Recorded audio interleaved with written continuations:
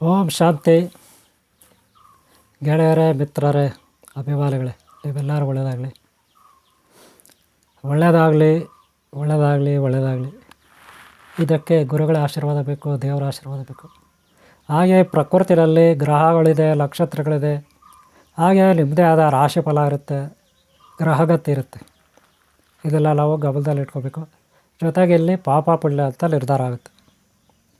ಪ್ರತಿಯೊಬ್ಬರಿಗೂ ಶತ್ರುಗಳ ಕಾಟ ಇರುತ್ತೆ, ದಾರಿದ್ರ್ಯ ಕಾಟ ಇರುತ್ತೆ, ಸಾಲಗಳ ಬಾಧೆ ಅಂದರೆ ದಾರಿದ್ರ್ಯ ಕಾಟ ಇರುತ್ತೆ, ಹಾಗೆ ರೋಗಗಳ ಬಾಧೆ ಇರುತ್ತೆ.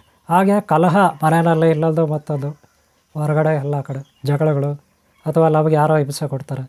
ನಾವು ಪಾಡಿಗೆ ನಾವು ಎಲ್ಲೋ ರೋಡಲ್ಲಿ ಇರ್ತೀವಿ, ಅವ್ರು ಯಾರೋ ಟೂ ವೀಲರು, ಅವ್ರು ಯಾರೋ ಫೋರ್ ವೀಲರು, ಅದು ಯಾವುದೋ ಬಸ್ಸೋ ಲಾರಿಲ್ಲ ಬಂದು ನಮಗೆ ಗುದ್ದುತ್ತೆ. ಅಥವಾ ನಾವೆಲ್ಲ ರೋಡಲ್ಲಿ ಬಿದ್ದೋಗ್ತೀವಿ, ಕೈ ಕಾಲು ಬರ್ಕೊಳ್ತೀವಿ, ಆಮೇಲೆ ಹಾಸ್ಪಿಟ್ಲ್ ಸೇರ್ತೀವಿ, ಅವ್ರಿಗೆ ಗುದ್ದುತ್ತಲ್ಲಿ ಲಾಪತ್ತೆ ಆಗ್ತದೆ. ಇದು ಕತೆ. ಅಂದರೆ ಗ್ರಹಗತಿ ಸರಿಯಿಲ್ಲ. ಅದು ವ್ಯಾಪಾರದಲ್ಲಷ್ಟ ಆಗಬೇಕಾಗಿರೋ ಕೆಲಸಗಳಾಗಲ್ಲ. ಯಾರೋ ಮದುವೆ ಮಾಡಬೇಕು, ಮುಂಚೆ ಮಾಡಬೇಕು, ಲಾಭಗಳನ್ನ ಮಾಡಬೇಕು, ಇಲ್ಲೆಲ್ಲ ಗೃಹಪ್ರವೇಶ ಮಾಡಬೇಕು. ಎಲ್ಲದಕ್ಕೂ ಗ್ರಹಗತಿ ಸರಿ ಇದೆಯಾ, ಟೈಮ್ ಸರಿ ಇದೆಯಾ, ಇದೆಲ್ಲ ನಾವು ನೋಡಬೇಕಾಗುತ್ತೆ. ಆಗಲೇ ನಮ್ಮ ಮನೆಯಲ್ಲಿ ವಾಸ್ತು ದೋಷ ಇದ್ದರೂ ಕೂಡ ಗ್ರಹಗತಿ ಸರಿ ಇಲ್ಲ. ವಾಸ್ತು ದೋಷ ಮನೆ ಕಟ್ಟಿದಾಗ ಅಥವಾ ನಾವು ಮನೆ ಬಾಡಿಗೆ ಮನೆ, ಲೀಸ್ ಮನೆ ಯಾವುದೋ ಸರಿ, ಒಟ್ಟಲ್ಲಿ ಮನೆ ವಾಸ ಮಾಡೋದು ಸರಿ ಇಲ್ಲ ಅಂದರೆ ನಮ್ಮ ಕತೆ ಅಷ್ಟೇ. ಈ ರೀತಿ ಜ್ಯೋತಿಷ ಶಾಸ್ತ್ರದಲ್ಲಿ ಹೇಳ್ತಾರೆ, ವಾಸ್ತು ಹೇಳೋರು ಹೇಳ್ತಾರೆ, ಸಾಕಷ್ಟು ಗುರುಗಳು ಹೇಳ್ತಾರೆ ಅಲ್ವಾ. ಏನೇ ಇರಲಿ, ಒಬ್ಬೊಬ್ಬರು ಅವರವರ ನಂಬಿಕೆ ಆಧಾರದ ಮೇಲೆ ಅವರವರ ಅಲ್ವಾ.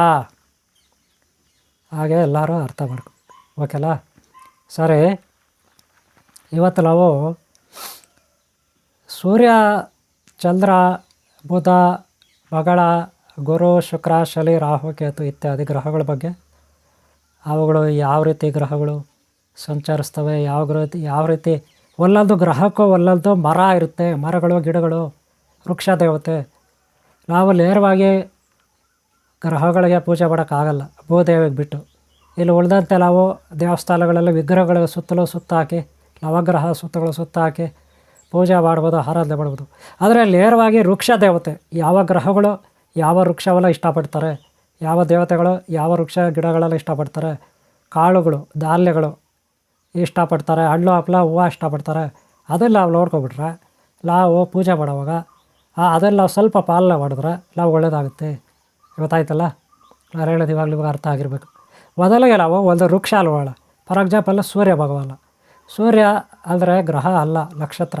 ಆದರೆ ನಾವು ಗ್ರಹ ಅಂತ ಗುರುತಿಸ್ತೀವಿ. ಇಡೀ ಜಗತ್ತಿಗೆ ಬೆಳಕು ಕೊಡೋನು, ಬೆಳಕು ಕೊಡೋದು ಯಾರು? ಗುರುಗಳು. ಯಾಕೆ ಬೆಳಕು ಕೊಡ್ತಾರೆ? ಯಾರಲ್ಲಿ ಅಜ್ಞಾನ ಇರುತ್ತೆ, ಯಾರಲ್ಲಿ ಅಂಧಕಾರ ಇರುತ್ತೆ, ಯಾರಿಗೆ ಗುರುವಿನ ಆಶೀರ್ವಾದ ಇರಲ್ಲ, ಗುರುವಿನ ದಯೆ ಕೃಪಾ ಕಟಾಕ್ಷ ಇರಲ್ಲ, ಅವರು ಅಜ್ಞಾನದಲ್ಲಿರ್ತಾರೆ, ಅಜ್ಞಾನದಲ್ಲಿರ್ತಾರೆ, ಗಾಢ ಅಂಧಕಾರದಲ್ಲಿರ್ತಾರೆ. ಇದರಿಂದ ಪಾಪಗಳೆಲ್ಲ ಮಾಡಲಿಕ್ಕೆ ಅವರಿಗೆ ಬಹಳ ಸುಲಭವಾಗಿ ಅನುಕೂಲ ಆಗುತ್ತೆ.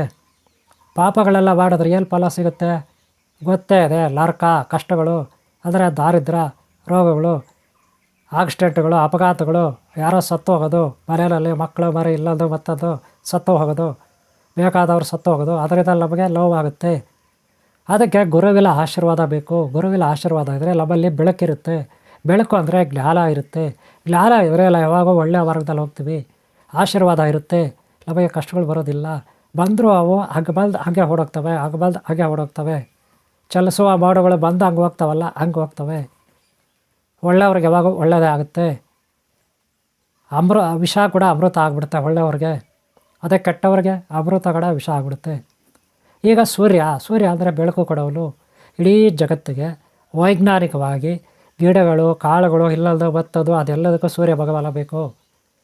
ಎಲರ್ಜಿ, ಡಿ ವಿಟಮಿನ್, ಗರ್ಭಿಣಿ ಹೆಂಗಸರಿಗೆ ಹೊಟ್ಟೆಯಲ್ಲಿ ಮಗು ಇರುತ್ತೆ, ಅದಕ್ಕೆ ಒಳ್ಳೆ ಎಲರ್ಜಿ ಬೇಕು. ಗರ್ಭಿಣಿ ಹೆಂಗಸರಿಗೆ ಒಳ್ಳೆ ಡಿ ವಿಟಮಿನ್ ಬೇಕು. ಡಿ ವಿಟಮಿನ್ ಹೆಚ್ಚಾಗಿ ಎಲ್ಲಿ ಸಿಗುತ್ತೆ?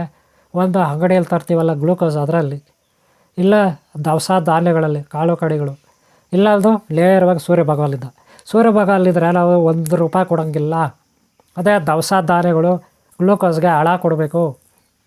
ಅದಕ್ಕೆ ಬೆಳಗ್ಗೆ ಸೂರ್ಯೋದಯ ಆದಾಗ 1 ಅವರ್ ಆಚೆ ಕಡೆ ಕೂತಿರಬೇಕು. ಆದರೆ ಕಿತ್ತಳೆ ಬಣ್ಣ, ನೇರಳೆ ಬಣ್ಣ, ಗೋಲ್ಡ್ ಕಲರ್, ಬಂಗಾರ ಕಲರ್ ಇರ್ತಲ್ಲ ಸೂರ್ಯ ಭಗವಾನ, ಅವಾಗಲ ಆಚೆ ಕಡೆ ಕೂತಿರಬೇಕು. ಆದಷ್ಟು ಶರ್ಟ್ ಬಿಚ್ಚಿಬಿಟ್ರೆ ಇನ್ನೂ ಒಳ್ಳೆಯದು. ಅದಕ್ಕೆ ನೋಡಿ ಅರ್ಚಕರು ಪೂಜೆ ಮಾಡೋರು ಋಷಿಬಲಿಗಳು ಇವರೆಲ್ಲ ಶರ್ಟ್ ಹಾಕಲ್ಲ. ಯಾಕೆ? ಸೂರ್ಯ ಭಗವಾನೆಲ್ಲ ಕಿರಣಗಳು ನೇರವಾಗಿ ಲಭ್ಯವೆಲ್ಲ ಬೀಳಲಿ ಅಂತ ಬೆಳಗ್ಗೆ ಹೊತ್ತು. ಹಾಗೆ ಸಂಜೆ ಹೊತ್ತು 5:30 ಆದಮೇಲೆ 5:15 ಆದಮೇಲೆ ಸೂರ್ಯ ಭಗವಾನ ಕಿತ್ತಲೆ ಹಳ್ಳದ ಥರ ಇರಬೇಕು. ಕಿತ್ತಲೆ ಹಳ್ಳದ ಥರ ಹಲವಂತ ದೇವರು ಕಿತ್ತಲೆ ಹಳ್ಳು ಅಂತ ಯಾವ ರೀತಿ ತಿನ್ನಕ್ಕೆ ಹೋದ? ಇದೊಂದು ಸ್ಟೋರಿ ಅಷ್ಟೇ. ಆದರೆ ನಿಜವಾದ ವಾಸ್ತವಾಂಶ ಏನಪ್ಪ ಅಂದರೆ ಪ್ರಾಣಶಕ್ತಿ ಪಂಚಮಹಾಪ್ರಾಣದೇವರು ಹನುಮಂತನು ಅಂಥವನಿಗೆ ಶಕ್ತಿ ಬರಬೇಕಾದ್ರೆ ಸೂರ್ಯ ಭಗವಾನಿಂದ ಕಿರಣಗಳು ಬೇಕು, ಶಕ್ತಿ ಬೇಕು, ಎನರ್ಜಿ ಬೇಕು. ಗೊತ್ತಾಯ್ತಲ್ಲ? ಅದಕ್ಕೆ ಸೂರ್ಯ ಭಗವಾನಲ್ಲೆಲ್ಲ ನಾವು ಆರಾಧಿಸ್ಬೇಕು. ಬೆಳಗ್ಗೆ ಸೂರ್ಯ ನಮಸ್ಕಾರ, ಸಂಧ್ಯಾ ವಂದನೆ, ಸಂಜೆ ಇದೆಲ್ಲ ಮಾಡಬೇಕು. ಅಂದರೆ ಗಂಗೆ ತರ್ಪಣ ಕೊಟ್ಟು ಮಾಡಬೇಕು. ನದಿರಲ್ಲಿ, ಬಾವಿಲಲ್ಲಿ, ಕುಂಟೆಲಲ್ಲಿ ಅಥವಾ ನಾವು ಮನೇಲಿ ಒಂದು ಪಾತ್ರೆ ಆಚೆ ಇಟ್ಕೊಂಡು ಬಕೆಟ್ ಇಟ್ಕೊಂಡು ಅದರಲ್ಲಿ ನೀರು ಇಟ್ಕೊಂಡು ತರ್ಪಣ ಕೊಡಬೇಕು. 3 ಸಾರಿ ನೀರು ಇಟ್ಕೊಂಡು 3 ಸಾರಿ ನೀರು ಬಿಡ್ತಾ ಸೂರ್ಯ ಭಗವಾನ್ ತಿಳ್ಕೊಬೇಕು. ಅದಕ್ಕೆ ಮಂತ್ರ ಇರುತ್ತೆ, ಅದು ಹೇಳ್ಕೊಂಡು ಮಾಡಬೇಕು. ಓಕೆಲ್ಲ? ಆದರೆ ಸೂರ್ಯ ಭಗವಾನಿಗೆ ಯಾವ ದವಸ ಧಾನ್ಯಗಳಿಷ್ಟ, ಯಾವ ಗಿಡ ಮರಗಳಿಷ್ಟ, ಯಾವ ಹೂವು ಇಷ್ಟ?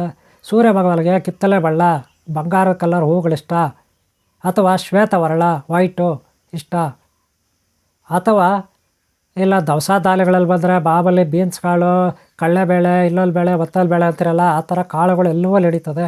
ಸೂರ್ಯ ಭಗವಾನ್ ಒಬ್ಬನಿಗೆ ಮಾತ್ರ, ಬೇರೆಯವ್ರಿಗೆಲ್ಲ ಆಗಲ್ಲ. ಸರಿಲ್ಲ?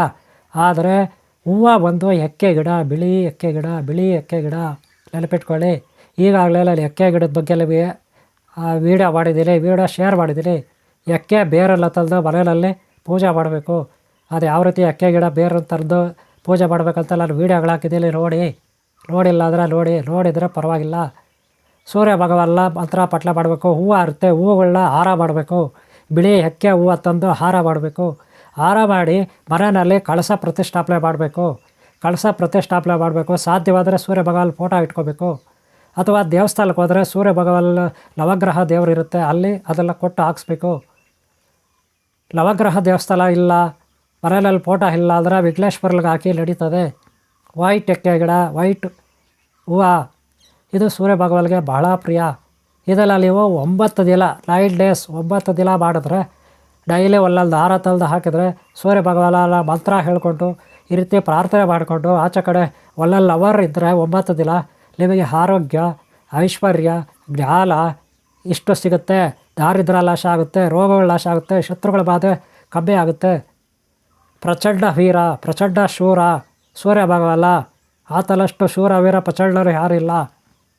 ಆತನಷ್ಟು ದೊಡ್ಡ ಗುರು ಯಾರು ಇಲ್ಲ ಅಂತ ತಿಳ್ಕೊಬಿಡಿ. ಗೊತ್ತಾಯ್ತಾ? ಗುರು ಇದಲ್ಲ, ದೇವತೆಗಳ ಗುರು. ಮಹಾದೇವ ಪ್ರಥಮ ಗುರು, ಸದ್ಗುರು.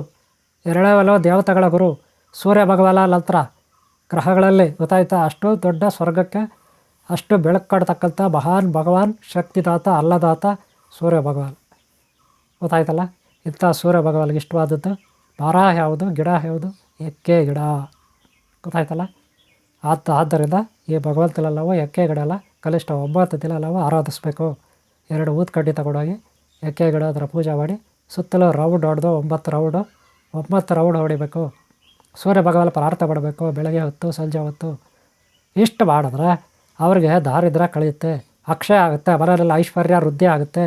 ಮನೆಯಲ್ಲಿ ಮಕ್ಕಳಿಲ್ಲ ಅಂದರೆ ಮಕ್ಕಳು ಹುಟ್ಟುತ್ತವೆ, ಸಂತಾನ ಕಷ್ಟ ಆಗಿದ್ರೆ ಸಂತಾನ ಹುಟ್ಟುತ್ತೆ, ಮದುವೆಗಳಾಗುತ್ತೆ, ವ್ಯಾಪಾರದಲ್ಲಿ ವೃದ್ಧಿ ಆಗುತ್ತೆ, ಕೆಲಸ ಕಾರ್ಯಗಳ ವೃದ್ಧಿ ಆಗುತ್ತೆ, ಜ್ಞಾನ ಬೆಳೆಯುತ್ತೆ, ಬುದ್ಧಿಮಟ್ಟ ಬೆಳೆಯುತ್ತೆ, ಕಷ್ಟಗಳು ರೋಗಗಳು ನಿವಾರಣೆ ಆಗುತ್ತೆ, ಪಾಪಗಳು ನಾಶ ಆಗುತ್ತೆ.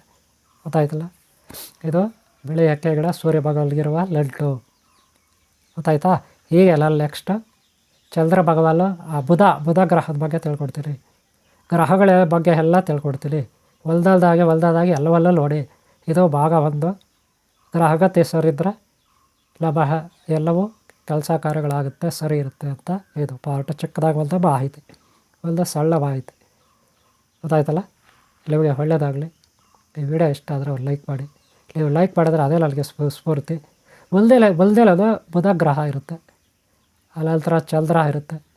ಹಾಗೆ ಮುಂದಕ್ಕೆ ಎಲ್ಲ ಗ್ರಹಗಳ ಬಗ್ಗೆಯೂ ನಾನು ಮಾಹಿತಿ ಕೊಡ್ತೀನಿ. ಓಕೆಲ್ಲ? ಈಗ ಸದ್ಯಕ್ಕಿಷ್ಟು ಒಂದು ಸರಳ ಮಾಹಿತಿ. ಈ ವಿಡಿಯೋ ಇಷ್ಟ ಆಗಿದ್ರೆ ನೀವು ಒಂದು ಲೈಕ್ ಮಾಡಿ.